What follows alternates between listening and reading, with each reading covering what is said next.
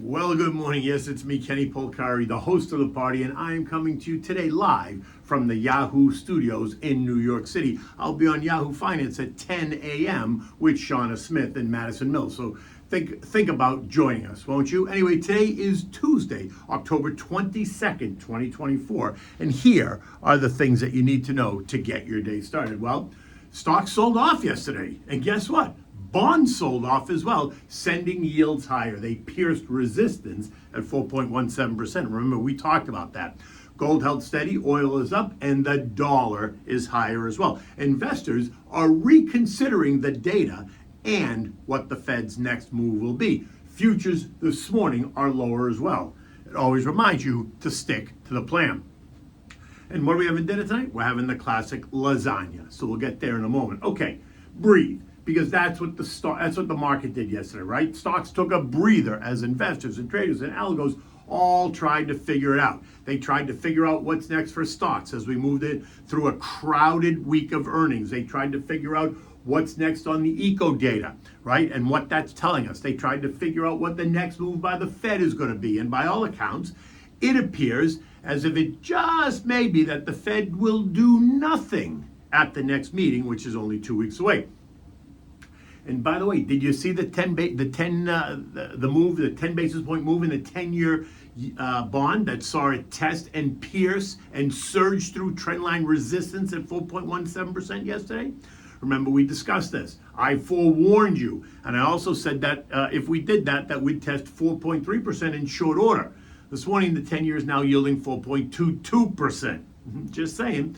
In any event, by the end of the day, the Dow gave back 345 points. The S&P lost 11 points. The NASDAQ, though, gained 50 points. The Russell lost 37 points, or 1.6%. The transports gave back 194 points, while the equal-weighted S&P lost 63 points, or 0.9%. All of the indexes kissing the upper band of their RSI, right? The relative strength index charts. And that just suggests that stocks just may be approaching overbought territory. And so the pullback should not surprise anyone. All while we're facing about 20% of the S&P companies, or 100 companies, are going to report their third quarter earnings this week. But more importantly, their forward guidance, right? That includes the fourth quarter of 24 and into the first quarter of 2025. The only sector of the 11 S&P sectors to rise yesterday was tech. It was up 0.5%. And that makes sense, as the NASDAQ index was the only index to gain. Real estate got crushed, down 2%, and that dragged the homebuilders, the XHB, down 3%. I think that explosive move up in the 10-year. And the story yesterday was that the 10-year is going to test 5%, the 5% threshold, sometime in the near future.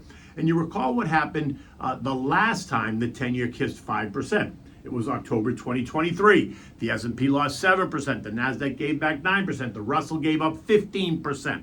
The real estate sector, XLRE, gave up 18.5%, and home builders lost 17.5%. Healthcare lost 6.5%. Consumer staples down 13%. Financials down 10%. Basic materials down 12%. Consumer discretionary down 14%. Industrials lost 10%. Utilities gave up 19% on rising rates. Communication down 9%, and energy gave up 10%.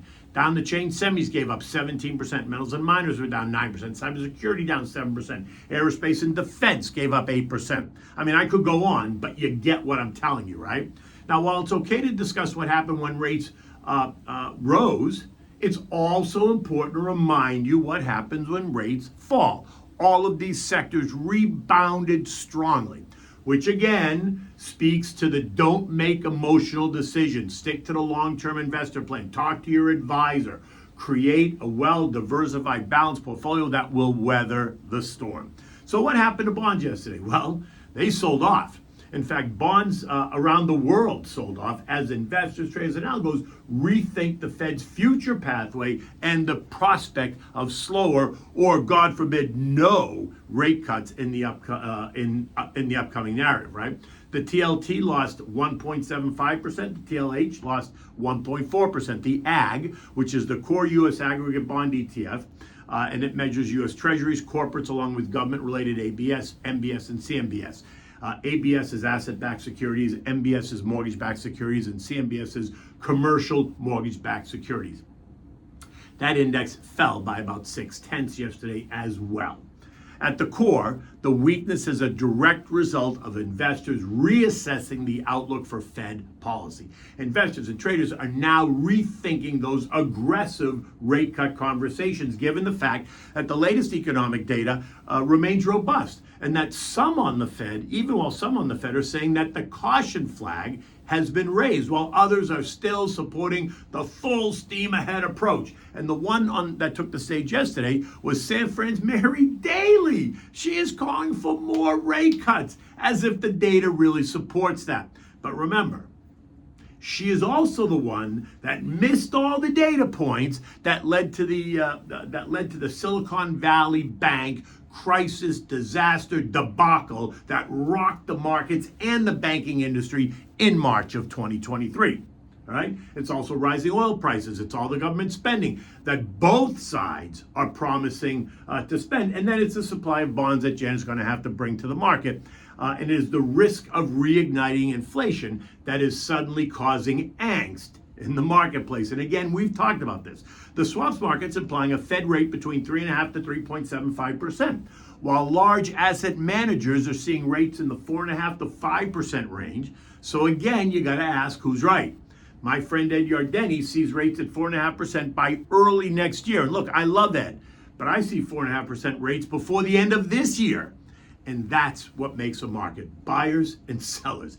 Now, the VIX didn't do much yesterday, right? Which I found a bit surprising. It was up 7% by mid-morning, but it only ended the day up 1.9% in a down market was surprising, suggesting that there wasn't an overabundance of fear. But this morning, the VIX is up 5%, and U.S. futures are down again. Dow futures down 185, S&P's down 27, Nasdaq's down 125, and the Russell's down 17. And all this is a realization that some Fed officials have indicated a preference for reducing rates at a slower pace, which might support no rate cut at the November meeting and a 25 basis point in the December meeting, if the data demands it. Now, the data, as far as I'm concerned, is not demanding a November cut. And if it remains robust, then guess what?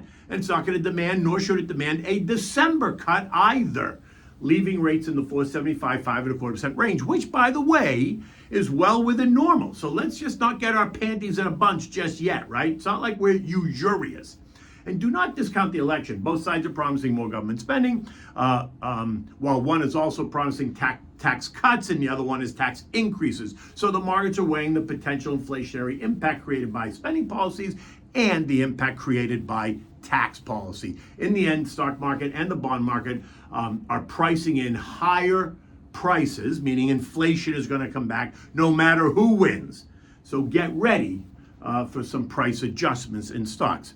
Oil gained $1.10 or 1.6% to end the day at $70.50 last night. This morning it's up another 0.8 at $71.12. All as the markets track tensions in the Mideast, while speculation runs rampant on the path of U.S. interest rates. Which way are they going? Stockpiles are always in focus. Crude supplies have been building for the past month or so, but a new estimate is due later today, and then the official estimate tomorrow. So there's a lot of conflicting headlines, and that leaves oil in the $65, $72 trading range.